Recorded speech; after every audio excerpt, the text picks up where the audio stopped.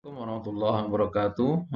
Selamat malam, selamat datang teman-teman mahasiswa yang rahmati Allah. Pada kesempatan kali ini saya akan sampaikan tentang masalah manusia dan agama.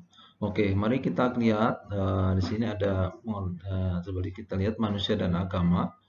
Oke, manusia dan agama itu akan kita lihat definisi manusia ya.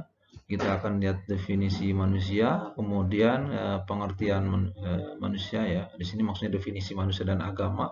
Kemudian juga kita akan lihat sejarah dan klasifikasi agama.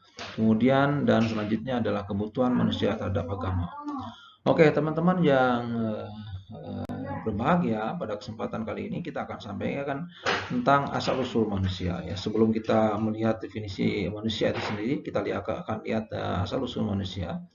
Jadi sebetulnya kalau kita lihat di sini tentang asal-usul manusia, ternyata sebetulnya manusia itu kalau kita lihat di surat di surat Al-Mu'minun ayat 12-14 menunjukkan bahwa disinilah kemudian manusia diciptakan oleh Allah Subhanahu Wa Taala dari saripati tanah. Jadi di sini disebutkan walaqad khalaqnal insana min sulalatin min tin, summa ja'alnahu nutfatan fi qararin makin, summa khalaqnan nutfata 'alaqah, wa khalaqnal 'alaqah mudghah, wa khalaqnal mudghata 'idhama, bakasana 'idhama lahma. Summa ansha'nahu khalqan akhar, fatabarakallahu ahsanal khaliqin. Nah, di sini kemudian menunjukkan bahwa manusia itu sebetulnya diciptakan oleh Allah SWT dari saripati tanah. Jadi saripati tanah sebagai bapaknya manusia di sini adalah Adam alaihissalam yang kemudian Adam bertemu dengan Hawa ya. Kemudian Adam bertemu dengan di surga, kemudian Hawa digoda oleh oleh setan, kemudian Hawa menggoda Adam. Akhirnya kemudian keduanya mendekati pohon khuldi yang kemudian turun ke langit dunia karena disuruh oleh Allah, karena dia sudah melanggar larangan Allah Subhanahu wa taala. Nah, disinilah kemudian Adam dan Hawa kemudian ihbitu minha jami'a, disuruh oleh Allah untuk keluar dari surga, dan kemudian turunlah ke dunia, dan di dunialah kemudian Adam melakukan hubungan suami istri dan kemudian menjadi banyak. Nah, dari sini kemudian tercipta bahwa ternyata dari hubungan Hawa dan Adam dan Hawa ini ada kemudian di sini disebutkan bahwa ketika kemudian manusia kemudian melakukan hubungan intim, di sini ada kemudian sperma laki-laki yang mengeluarkan air mani di sini. Maka di sini kemudian ketika dari saripati tanah, maksudnya dari saripati tanah ini kemudian dijadikan sebagai nutfah. Nutfah itu air mani, di mana kemudian laki-laki banyak kemudian memakan nutrisi ya, buah-buahan, kemudian daging dan lain sebagainya. Yang itu adalah itu bagian dari percikan dari saripati tanah secara tidak langsung, kemudian dikonsumsi oleh manusia yang kemudian menjadi air mani. Nah, air mani itu kemudian dimasukkan atau di dalam tempat yang kokoh yang kuat ya, melalui sperma laki-laki kemudian memasukkan ke rahim perempuan. Nah, di sini kemudian summa khalaqnan nutfata 'alaqah. Kemudian kami ciptakan nutfah itu air mani itu menjadi 'alaqah, segumpal darah. Nah, dari segumpal darah itu kemudian khalaqnal 'alaqah mudghah, menjadi segumpal daging, yang kemudian menjadi khalaqnal mudghah idhama, dari segumpal daging itu kemudian bentuklah tulang belulang. Nah, tulang belulang itu kemudian pakasana lidhama lahma, kemudian kami bungkus tulang belulang itu dengan daging. Nah, disinilah ada proses penciptaan manusia. Di sini dari air mani kemudian ditumpulkan di dalam perut ibu kita ya selama 40 hari ya. Kemudian selama 40 hari itu kemudian menjadi segumpal daging ya, menjadi segumpal darah selama 40 hari, kemudian menjadi segumpal daging selama 40 hari. Jadi kalau kita hitung itu ada 120 hari. Ini menunjukkan bahwa manusia itu 20 hari, itu artinya itu berarti manusia sudah berumur manusia ada di dalam perut ibu kita itu berumur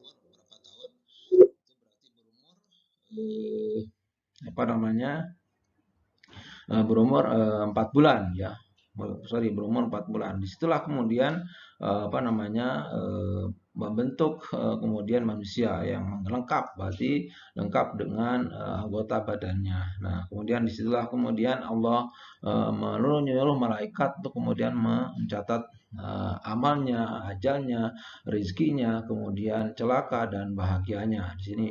Jadi disinilah kemudian terkait dengan takdir manusia yang kemudian sudah dicatatkan oleh Allah Subhanahu wa taala. Nah, disinilah kemudian ketika Allah kemudian mencatatkan dalam waktu 4 bulan memasuk 5 bulan itu, di sini kemudian Allah mencatatkan 4 hal tadi sebelum Allah menciptakan langit dan bumi selama 50.000 tahun. Hitungan Allah Subhanahu wa taala 50.000 tahun itu adalah satu hari. Seperti halnya di dalam surat Al-Ma'arij disebutkan fi yaumin kana miqdaru khamsina alfasana.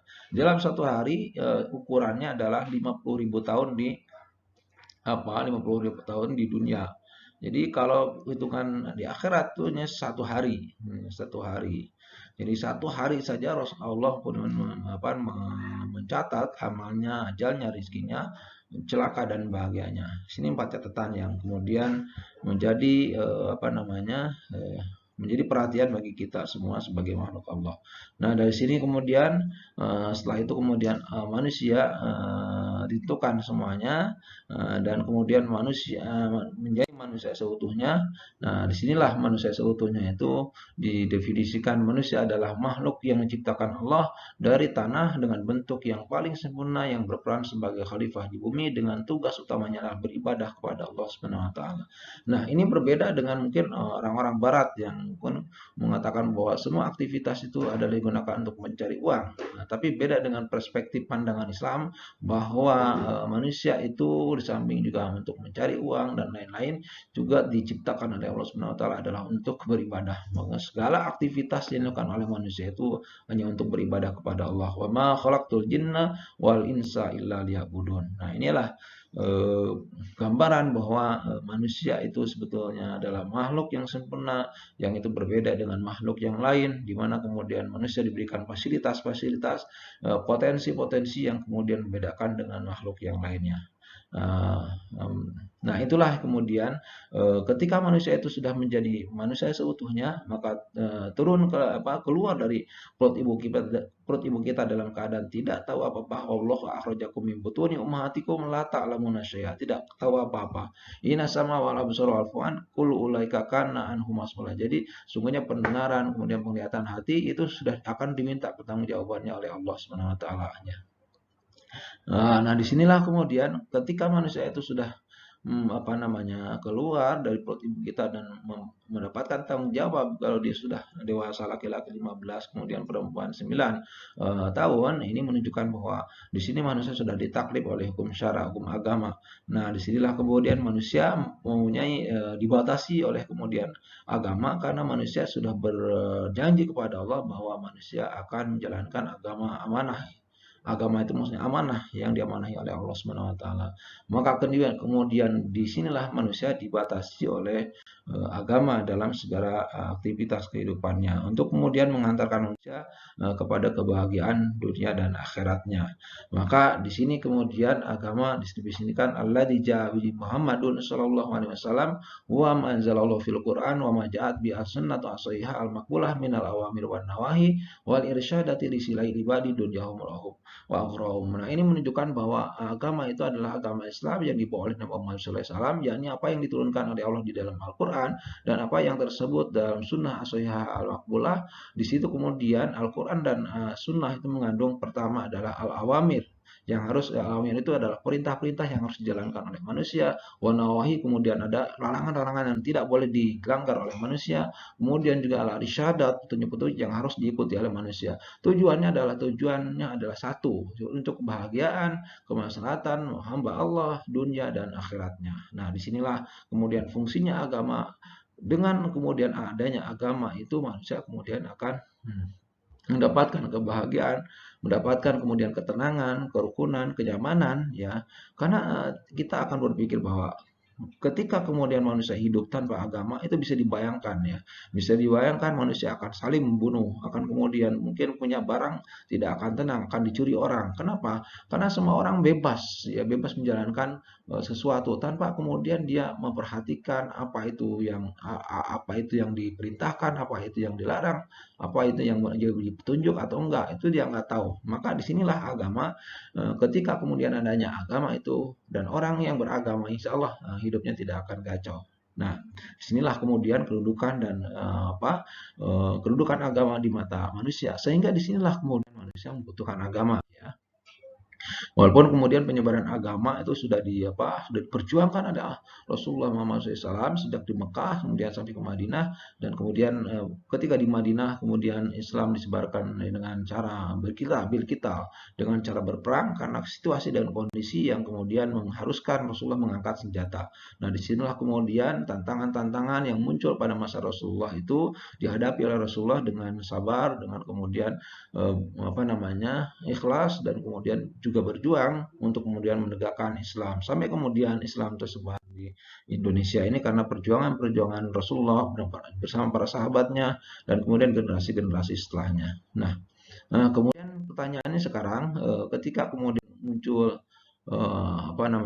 Islam kemudian sudah disebarkan dan tersebar di Indonesia, kemudian pertanyaan sekarang adalah apa namanya ada berapa sih agama yang ada di Indonesia ini? Menurut kemudian buku-buku yang informasi yang kemudian tersebut, agama itu dibagi menjadi dua. Ada agama samawi, ada agama paganis. Agama samawi itu agama yang bersumber dari wahyu dari Allah Subhanahu wa taala, artinya dari langit. Sedangkan agama paganis disebut dengan agama berhala, yang agama yang dibuat oleh manusia di sini. Kemudian ketika bicara agama samawi berarti kita bicara dengan agama langit. Agama itu berarti agama samawi itu dibagi menjadi tiga. Ada agama kemudian ada agama ada agama Yahudi yang kemudian dibawa oleh Nabi Musa dengan kitabnya Taurat. Ada agama kemudian di sini ada agama Nasrani yang dibawa oleh Nabi Isa dengan kitabnya Injil ya. Kemudian agama yang terakhir adalah agama Islam yang dibawa oleh Muhammad SAW dengan kitabnya Al-Quran. Nah, ketika kemudian periode Muhammad, maka kemudian mau tidak mau suka tidak suka kemudian agama-agama sebelumnya kemudian disempurnakan oleh agama Islam, termasuk kitab-kitabnya disempurnakan oleh Al-Quran ya. Nah, otomatis ketika kemudian manusia kemudian hidup pada periode Muhammad ya, itu harus mengikuti ajaran-ajaran Muhammad Shallallahu Alaihi Wasallam. Nah, di sini disebut dengan agama samawi ya.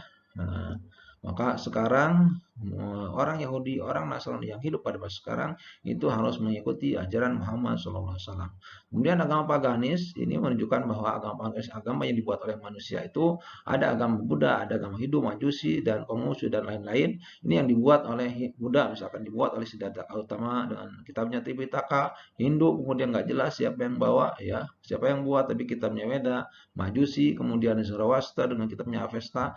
Konghucu itu siapa yang kemudian buat, yang jelas itu dilegalkan pada masa Gus Dur ya. Nah, kita akan bisa melihat bahwa agama yang selamat itu yang mana ya. Tentunya kita akan mengatakan bahwa agama yang selamat itu agama Islam. Oke, agama yang kemudian tidak selamat itu agama paganis karena dibuat oleh manusia dan disebut dengan agama bumi. Oke, di sini kemudian pertanyaan sekarang simpel sekali, bagaimana kemudian kenapa manusia itu membutuhkan agama? Jawabnya simpel, karena agama menjadi pedoman, menjadi as the way of life gitu ya, menjadi pedoman hidup bagi manusia, di mana kemudian agama dijadikan sebagai gaya dan sebagai pedoman, sebagai petunjuk ya untuk mengarahkan manusia kepada kebaikan dunia dan akhiratnya.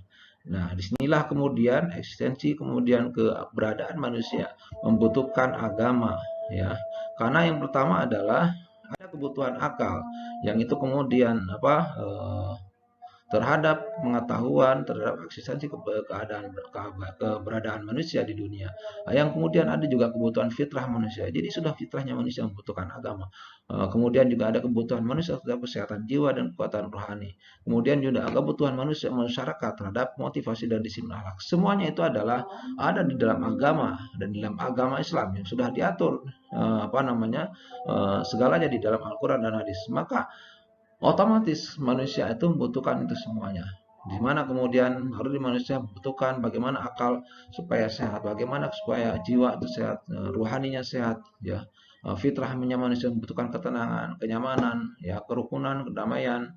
Kemudian juga manusia juga membutuhkan namanya ketika ada masalah kemudian disepakati, dimusyawarahkan, dan juga ketika untuk menjamin kerukunan itu perlu kemudian adanya akhlak al-qul karimah yang bagus, dan itu ada aja di dalam agama. Sehingga kemudian disinilah logika kita akan berpikir ternyata manusia memang membutuhkan agama, ya, membutuhkan agama.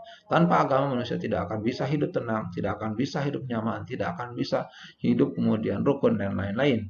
Nah, sehingga disinilah agama mengatur pola kehidupan manusia di dunia agar kemudian selamat dunianya dan akhiratnya.